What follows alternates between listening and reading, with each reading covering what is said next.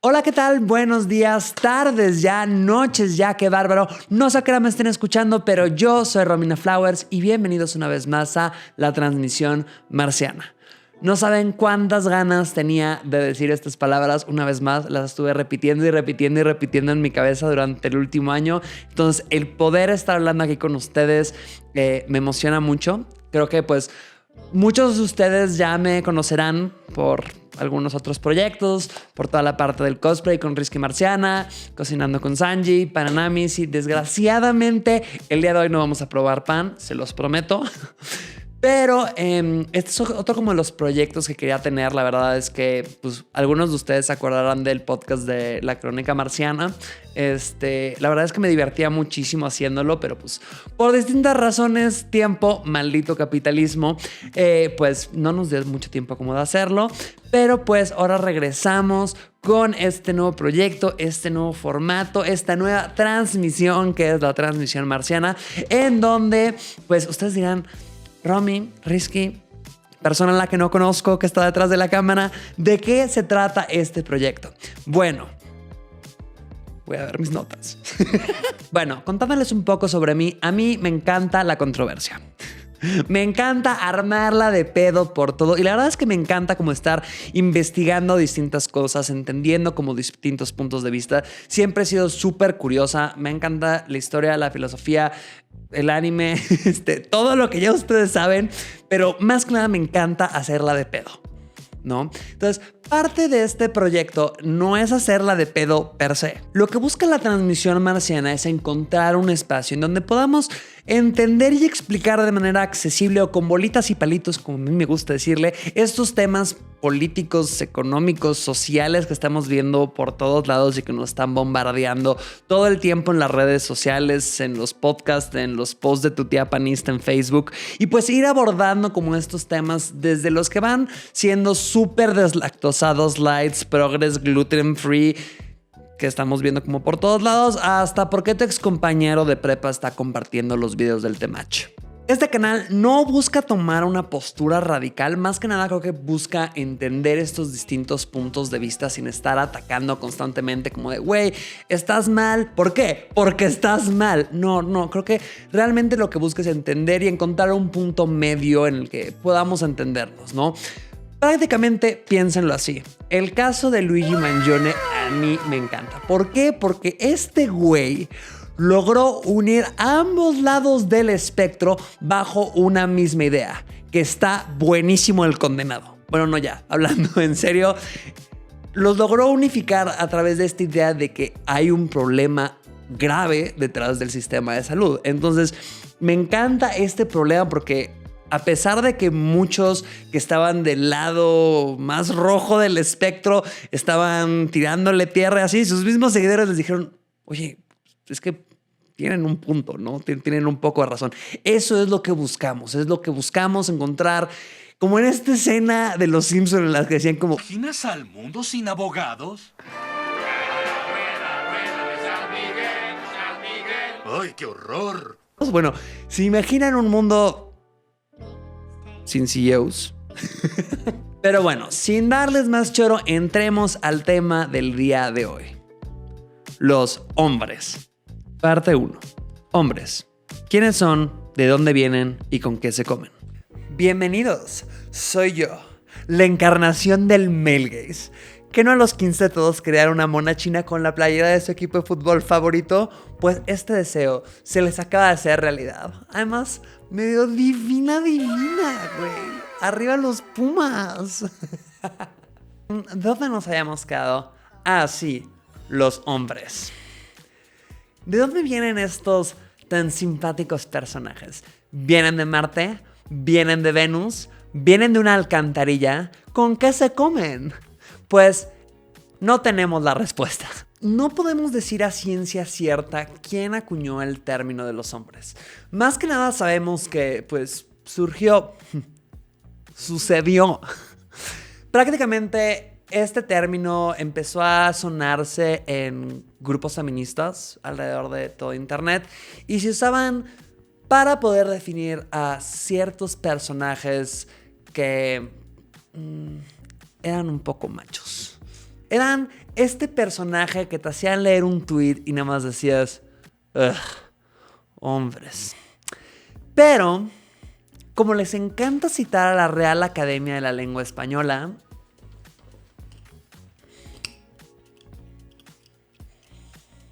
ay, güey. ¡Ah! No me los puedo poner por la peluca.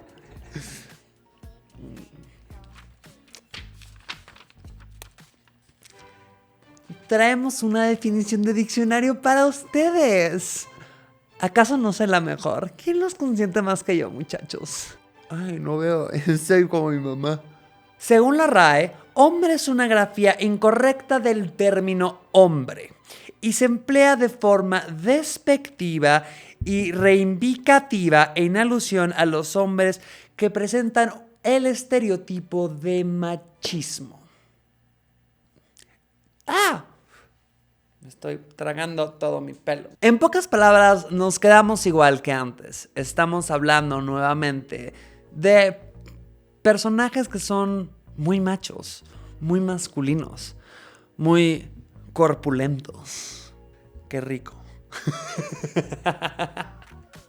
Prácticamente nos quedamos igual que antes. Regresamos a este punto de que son personajes que recaen en este estereotipo del machismo, lo cual lo vuelve muy interesante, porque nos demuestra que los hay de todos modelos, colores, sabores, modelos, profesiones y demás. Los hombres pueden ir desde nuestro queridísimo Temach hasta el rey de los creeps Elon Musk, hasta Memo Aponte, Franco Escamilla. La lista sigue y sigue y sigue y sigue y sigue y sigue. Sin embargo, ¿qué tienen en común? Bueno, vamos a enlistar algunas de las características más comunes que tienen los hombres. Afirman tener la mente abierta y que solo están empezando un diálogo, pero en realidad atacan con comentarios sumamente reaccionarios que no llevan a ninguna parte. Son machos, pero no lo saben o no lo quieren admitir. Pasan mucho tiempo en internet donde les encanta responderle a las feminazis o solamente llevar la contraria por deporte ante posturas claramente progresistas. Se ofenden cuando alguien, principalmente una mujer, les responde de manera asertiva. Tienen dudas sobre el feminismo, pero se niegan a leer libros o artículos que traten sobre el tema. Citan a la RAE como su única fuente para el uso del lenguaje y odian el lenguaje inclusivo. Se jactan de ser políticamente incorrectos y defienden los roles de género tradicionales, argumentando que es culpa de los movimientos feministas, queer o progres o la mafia del alfabeto por la que estamos llevando a la civilización al fin de los tiempos. Creo que mi característica favorita es que son expertos en todo. Explícamelo, por favor. Yo solo soy una chava trans que no tiene idea de nada. Me encanta cuando me explicas las cosas. Prácticamente son expertos en política, en finanzas, en deporte, en religión, en filosofía, en física, en cualquier tema que esté en la boca popular de las personas. Prácticamente los ves tuiteando o quejándose en Facebook. Bueno, en Facebook ya no, creo que van a entender que ya no soy parte de la chaviza. Pero sí, yo entré a Facebook cuando estaba empezando y sí, estos güeyes se quejaban todo el tiempo en Facebook. Prácticamente, como dicen en mi pueblo, y espero no nos desmoneticen, ningún chile les embona. Creen fervientemente que estamos atravesando un periodo de crisis. Y seamos honestos, hoy en día, ¿qué no está en crisis? Pero en vez de enfocarse en temas importantes como el calentamiento global, la falta de recursos, la guerra o el capitalismo rampante que se está acabando con todos los recursos o que nuestra generación tal vez nunca va a poder comprar una casa, no, deciden enfocarse en temas sumamente triviales como es que ya no puedes decir nada, por todo te cancelan, por todo te funan, es que antes podías decir... No puedo decir la palabra porque nos van a demonetizar. Pero prácticamente es esta cantaleta como si los estuvieran restringiendo absolutamente de todo y no pudieran obrar con total libertad. Realmente parece que lo que le tienen más miedo en esta vida es a que los cancelen o a que los funen. Bien decía mi mamá, el que nada debe, nada teme. Así tendrán la conciencia, muchachos. Pero no, más bien háganle caso a papi Jordan Peterson, que nos dice que Occidente se está cayendo, y repliquemos esta escena de BoJack Horseman de ¿acaso el concepto de que las mujeres puedan elegir ha ido muy lejos? He aquí un panel de hombres blancos con corbatas de moño para hablar al respecto. Pero a ver, seamos honestos. Esta no es la única razón por las que son tan criticados. Creo que llevamos más de 20 años en donde todo mundo está vomitando cada pensamiento que tiene en internet. Creo que el problema de todo esto no es que estemos leyendo, que se estén quejando de que ya no puedes decir nada, de que por todo te cancelan, de que todo lo quieren deconstruir. Para esas cosas mejor leo a mi papá o leo a mi tío en Facebook. Estas cosas no van a cambiar y van a seguir pasando. Entonces, si lo que nos molesta no es que se estén quejando todo el día en Facebook, ¿qué es lo que nos molesta? Bueno, queridos, el problema de los hombres y del machismo es que esta ideología se está convirtiendo en uno de los movimientos reaccionarios más importantes de los últimos tiempos y cada día está agarrando más y más y más fuerza. ¿Y por qué esto es alarmante? ¿Que no las feministas también están rompiendo las cosas? ¿Que ellas también nos salen a rayar los monumentos? No nos desviemos del tema. El problema aquí es que al estar ensalzando y estar idolatrando a estos personajes que se jactan de ser políticamente incorrectos o de estar llevando la contraria, como mi personaje favorito de este mundo, Elon Musk, te mando un saludo, querido. Lo que están generando es que el problema no solo sea que salgan con playera del Real Madrid a llevar a sus novias a cenar. Por favor, no lo hagan. El problema es que están radicalizando a las generaciones más jóvenes no solo de manera política, no solo de manera en la ideología de género, sino que están radicalizando también la manera en la que ejercen su masculinidad y las consecuencias que esto tiene ante los grupos que han sido históricamente más vulnerados, como las mujeres, como la comunidad LGBTQI+, incluso buscando revertir los avances y el progreso que se han logrado en distintas áreas de la sociedad durante los últimos años. Y no solo estoy hablando de, es que ya les dimos el derecho a las mujeres de votar, ya están pudiendo trabajar cuando quieran. No me refiero a eso, sino a distintos avances que han permitido a estos sectores más vulnerados poder salir adelante. Así que no nos molesta que le grites a la tele o que te sirvas tus Q-Babies o que cantes la chispa adecuada.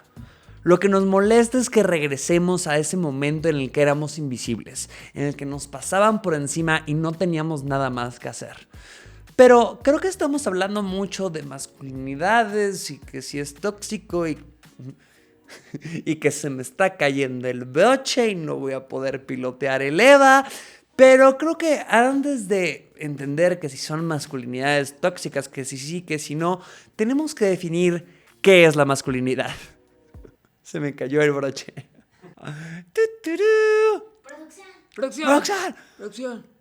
Pero para entender de dónde salen estas actitudes machistas, o si la masculinidad es tóxica o no, o si la manga del muerto, tenemos que entender qué es la masculinidad.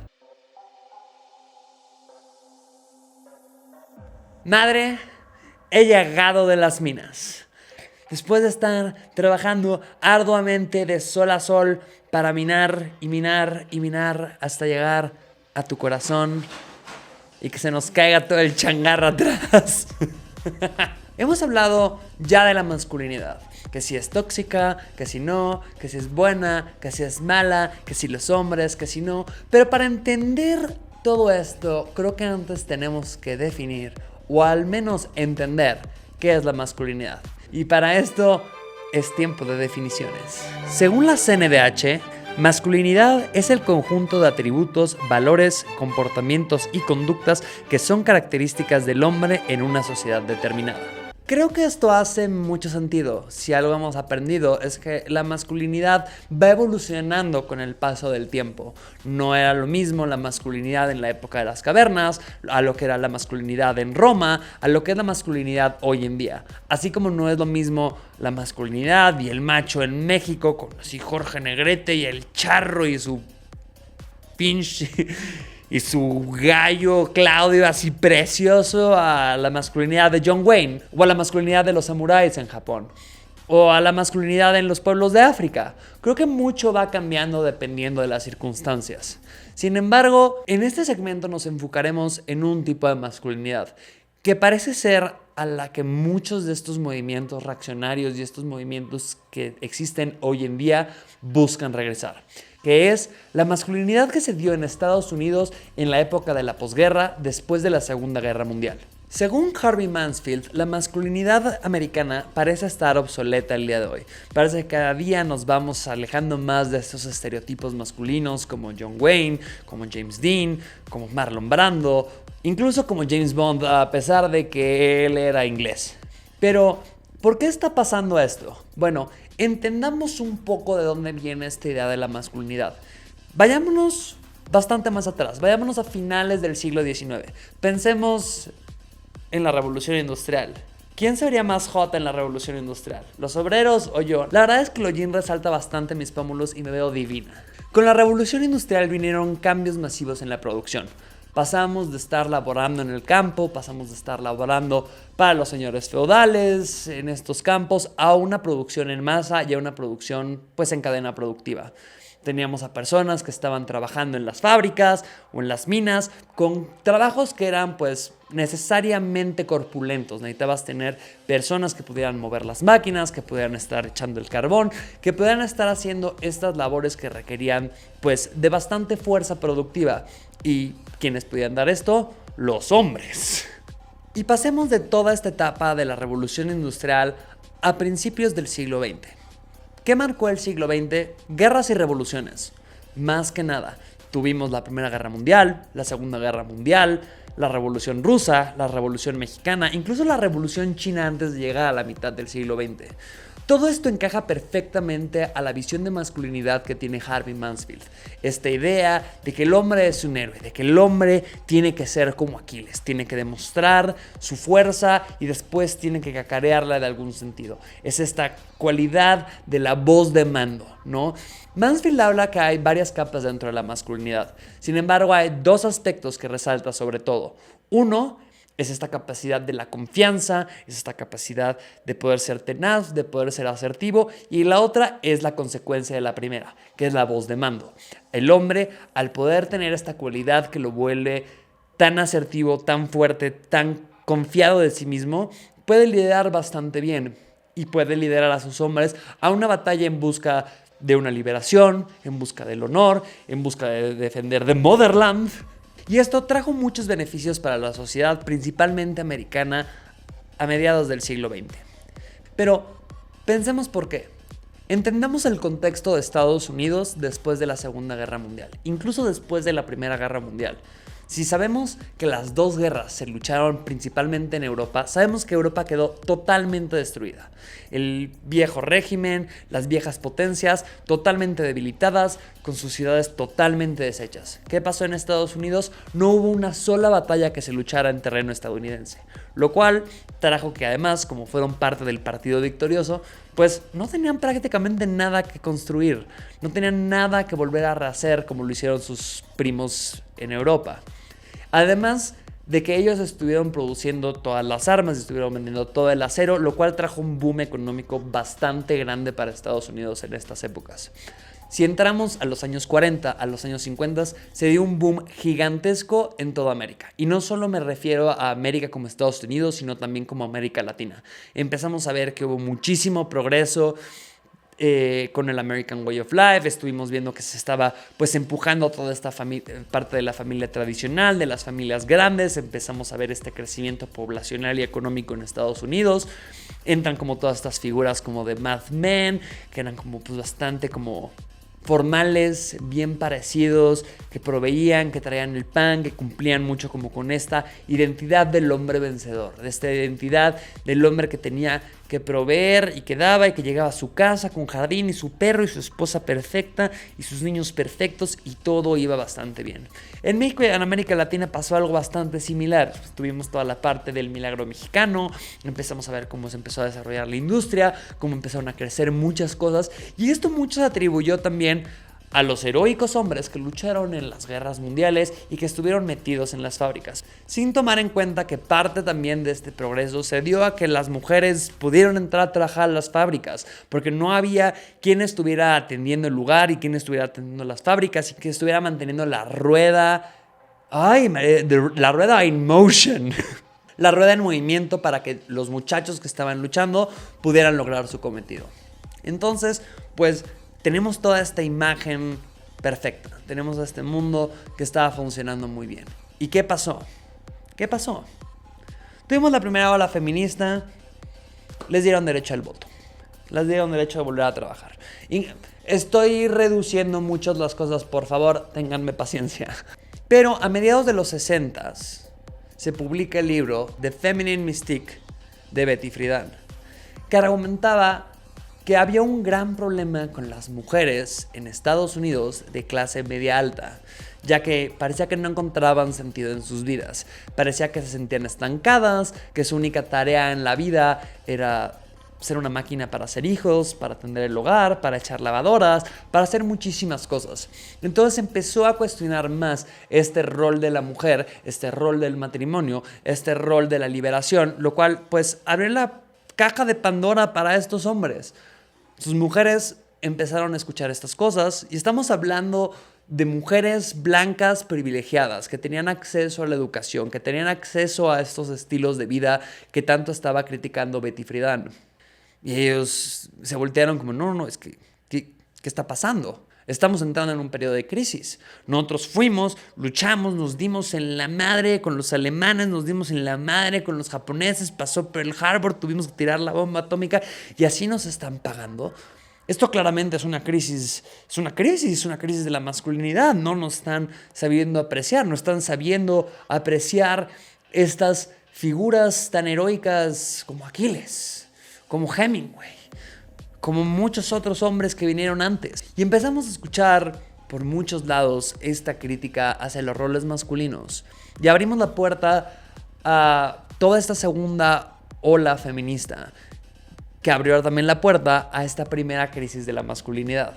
¿No les suena muy similar a lo que está pasando ahorita?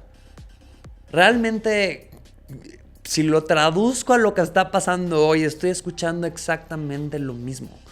Parece ser que la queja hoy en día está siendo: las mujeres se están empoderando mucho, nos están dejando atrás, no van a seguir queriendo que traigamos el pan a la mesa, están queriendo deshacer la masculinidad.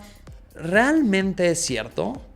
¿O realmente se está buscando una manera de que podamos nivelar la balanza? En el libro de Corey Robin, The Reactionary Mind, o La mente reaccionaria, menciona que una de las principales cualidades de los movimientos conservadores es esta sed de violencia. ¿Por qué?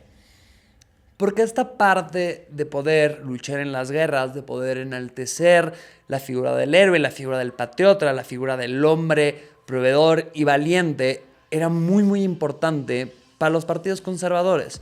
Pensemos en las monarquías, pensemos en los reyes, pensemos en los emperadores. De hecho, me recuerda mucho a este meme que ha estado circulando por todos lados, en el que vemos prácticamente 4 escalones. El de hasta arriba dice Hard times create strong men. En el que viene vemos strong men create good times. Luego vemos good times create weak men. Y hasta abajo vemos weak men create hard times. Parece que el ciclo se repite. Muchas de estas imágenes hacen ilusión al ascenso y a la caída del Imperio Romano. De hecho, muchos de nuestros queridos hombres como Jordan Peterson les gusta usar esta analogía de la caída de Roma y la caída de Occidente hoy en día.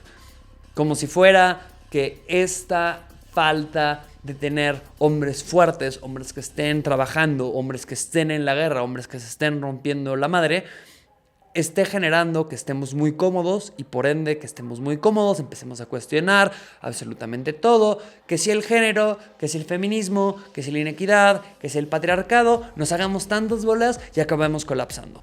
Y parece que estamos lejos de estos ideales valientes, masculinos, soldados. Incluso veamos el discurso de Temach. Temach le dice a sus seguidores que son una máquina de guerra, que tienen que entrenar, que para eso están hechos, que son sus chingones.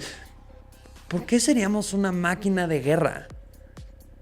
Es parte de lo que son los hombres, a lo que se reduce la masculinidad, a luchar por honor y morir en el campo de batalla. Incluso a finales de los 90s, varios pensadores americanos decían que la era del internet y la era de la comodidad después de la caída del muro de Berlín estaba haciendo que los hombres fueran bastante débiles. No es ninguna sorpresa que haya pasado cierta cosa el 11 de septiembre del 2001. Necesitaban algo que los pudiera unir, necesitaban algo que pudiera retomar este patriotismo y esta masculinidad. Pero, ¿realmente es a lo que se reduce todo? ¿Realmente la masculinidad debería de ser nada más el poder proveer, el poder cazar? ¿Seguimos en la época de las cavernas? ¿Por qué seguimos romantizando estas sociedades en donde el hombre tenía que vivir en un estado primitivo? Claro, en su momento cumplieron con una función. El hombre tenía que salir, tenía que cazar, tenía que enfrentarse a distintas adversidades para que la comunidad pudiera seguir creciendo. Pero creo que el día de hoy tenemos distintas cosas, tenemos varios avances, tenemos varios movimientos para querer regresar a esas épocas de antaño. Creo que es muy necesario que pongamos en tela de juicio si estos estereotipos están realmente sumando a la conversación, si están haciendo realmente a nuestros hombres crecer, si están haciendo realmente que puedan enfrentarse a estas tareas titánicas masculinas para probarse a sí mismos.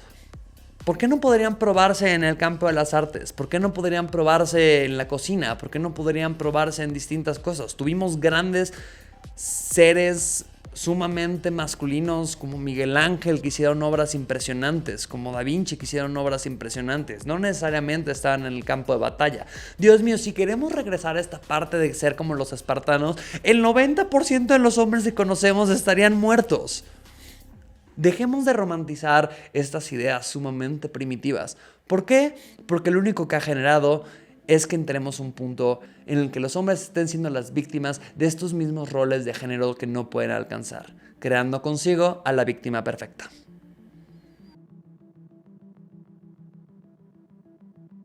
Hemos ya platicado en este video sobre los distintos tipos de masculinidad y retomando la idea de Harvey Mansfield sobre cómo el hombre tiene esta cualidad innata de ser un duro. Sí, como la película de Jean-Claude Van Damme, El Duro. El hombre es valiente por naturaleza, el hombre no pide instrucciones, porque pedir instrucciones es para mariquitas. Hace el súper en nada más un viaje porque Dios no le permita que tenga que hacer 2 viajes. Entonces es toda esta idea de cómo la masculinidad tiene como esta necesidad de estarse probando todo el tiempo, de estar logrando cosas, de poder cacarear sus victorias, de poder luchar como Aquiles en las guerras de Troya y salir victoriosos y después darte a tu amigo Patroclo, o como un Hemingway que estaba en Madrid viendo a los toros y siendo un borrachote y probablemente estaba sumamente deprimido. Pero así como Harvey Mansfield habla sobre este hombre masculino, viril y musculoso al que probablemente se quería dar, Warren Farrell, ¿así se pronuncia? Pero Warren Farrell opina que estas socializaciones y estos roles de género del hombre tan masculino es lo que ha convertido al hombre moderno en una pieza desechable. El hombre es el que tiene que ser la mano pesada en los trabajos. De hecho, avienta por ahí un dato que dice que de los 25 trabajos más peligrosos y peor pagados, 24 son tomados exclusivamente por hombres. El hombre es aquel que se tiene que ir a la guerra. El hombre es aquel que tiene que mantener a la familia. El hombre es aquel que, a pesar de que se divorcia, es el que tiene que seguir manteniendo no solo la familia que lo dejó, sino probablemente a su nueva familia, y se acaba volviendo como un commodity. Entonces, parte de su argumento es: si los hombres pasan por tantas cosas, ¿cómo pueden osar en decir que vivimos en un patriarcado y que somos el enemigo?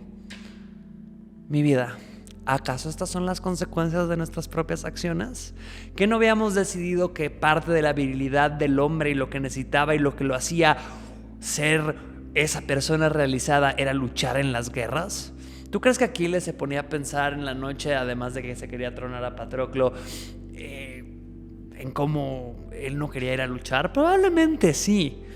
Pero toda esta idea, todo este rol, todo este ideal inalcanzable, pues va dejando sus consecuencias. Para darles un poquito de contexto, porque yo nada más estoy aventando aquí el nombre de Warren Farrell.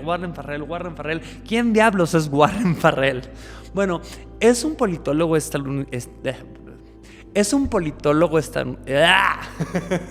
gringo, carajo. Es un politólogo estadounidense que fue agarrando nombre a finales de los 80s, principios de los 90s.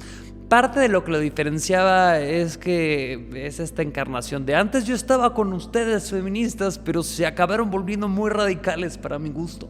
En los 70s, Farrell fungió como parte de la junta directiva de la Organización Nacional de las Mujeres. Prácticamente él lo que argumentaba era que teníamos que encontrar un movimiento de liberación que contemplara a los dos géneros. Sin embargo, y hablando de la segunda ola feminista, lo que estaba notando es que estos ideales feministas de la segunda ola cada vez distaban más de los ideales que habíamos visto con las sufragistas a principios del siglo XX.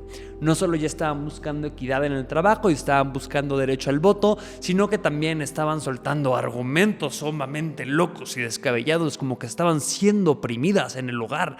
Y él dijo, ¿sabes qué? Yo con esto no juego.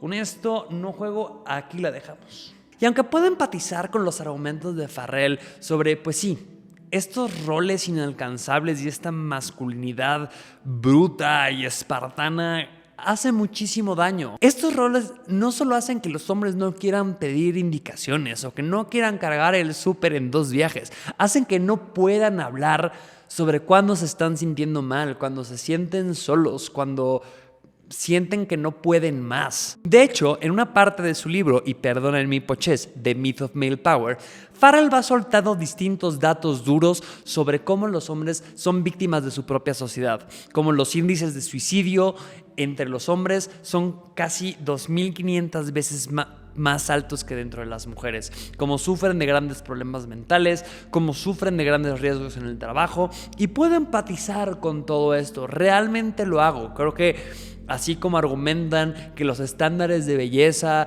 y todo esto son sumamente nocivos para las mujeres, creo que estas ideas de que la única realización que puede tener el hombre es a través del trabajo, del dinero, de demostrar que es fuerte, hacen muchísimo daño. Pero donde Farrell me pierde es en cuanto empieza a culpar sobre todos estos achaques de la sociedad masculina al feminismo. Tenías una tarea, Warren. Una. No la lograste en mi vida. Y a ver, no me malinterpreten. Creo que parte del movimiento progresista y feminista sí ha fallado en encontrar las herramientas para hablarle a los hombres. Principalmente a los hombres jóvenes que se están desarrollando o que por alguna u otra razón, debido a que no han tenido los recursos o no han tenido la educación o no han tenido el conocimiento, ni siquiera se lo han cuestionado, se han dado cuenta de todo el lastre que tienen por detrás. No hemos encontrado las herramientas para llegarles y explicarles las cosas sin que parezca que los estamos regañando. Para regaños, mejor van con su mamá para que los regañe de que llevan 35 años viviendo en su sótano. Y sí tenemos esta parte en que, pues sí, nosotros los progres, ojito ahí Netflix porque tienes una súper área de oportunidad, sí somos muy moralinos, sí tendemos a pensar y a hablarle a los demás sin tomar en cuenta que no todo el mundo está tan deconstruido como a uno le gustaría. Pero tampoco exageremos, o sea, que tengan que tomar los trabajos más complicados, que tengan que estar manteniendo 5 familias, que su único valor sea a través de proveer, del trabajo, de tener una familia, no es culpa de las feministas. Es culpa de algo muchísimo más grande. Podemos culpar al capitalismo, podemos culpar a este ideal del hombre estoico que no se despeina, que nada le agobia, que nada le preocupa. Podemos culpar a este ideal del hombre espartano que no eres parte del ejército espartano en 300. Eres un güey que está viviendo en el 2025 que tampoco tiene mucha idea de qué hacer. Y sí, hemos atravesado bastantes hitos y bastantes momentos históricos en estos últimos 20 años que han logrado que sí, se genere un caldero de emociones muy difícil de contener. Pero si no encontramos las herramientas para hablarles, para darles opciones, porque no sirve de nada decir, es que eres un machito, es que tu masculinidad es muy tóxica. ¿De qué sirve que podamos decir todas estas cosas si no estamos dando ningún tipo de herramienta o ningún tipo de ayuda para lograr evitar estas actitudes? Y vamos, el deconstruirse no es fácil, creo que todos lo sabemos. Implica hacernos conscientes de nuestro propio privilegio económico y de género. toca hacer un examen de conciencia que nunca es cómodo, nunca es bonito ver hacia adentro y ver todas las cosas que estamos haciendo mal, todas las cosas que sin saber, por estar cargando ideales o ideas del pasado, hemos estado generando un daño. Y no vamos a lograr nada imponiendo las cosas. No vamos a lograr nada a regañadientas. Lo único que hemos estado ocasionando con esto es ver estos movimientos reactivos que funcionan a base del odio y del coraje, y no vamos a llegar a ninguna parte. El camino difícil es encontrar la manera en la que podamos entender los patrones para que rompamos las cadenas y ya estamos suficientes grandecitos para poder hacer un cambio. Deconstruirse, ese es el camino difícil. Nadie quiere tomar el camino difícil. Y por eso muchos acaban optando por ver la verdad y tomarse la red pill.